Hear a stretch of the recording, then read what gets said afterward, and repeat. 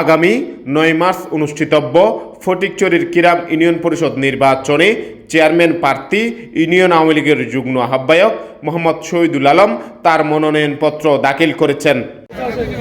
12 ফেব্রুয়ারি দুপুরে তার কর্মী সমর্থক ও ইউনিয়নের বিশিষ্টজনদের সাথে নিয়ে ফটিকছড়ি উপজেলা নির্বাচন কর্মকর্তা ও রিটার্নিং অফিসার উদয় কুমার ত্রিপুরার কাছে মনোনয়নপত্র দাখিল করেন শহীদুল আলম।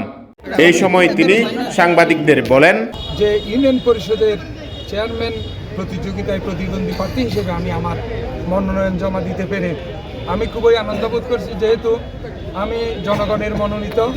আমি কিরামের এই যে আমার এতগুলো প্রাণপ্রিয়, আজকে আমার কিরামের অভিভাবক আমার বাপ চাচা সবাই আমার সাথে এসেছেন। আসলে আপনারা আমি এইটুকু বলতে চাই, আমি আমার বাবা এবং মাকে হারিয়েছি।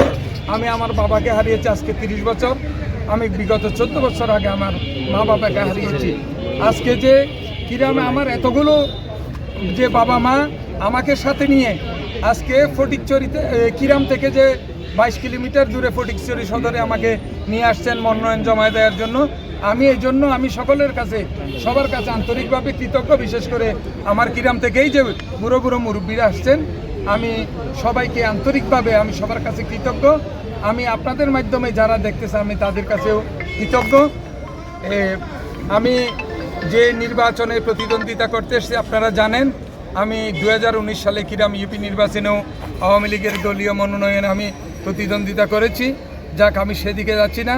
আমি মাত্র 3 ভোটে পরাজিত হই।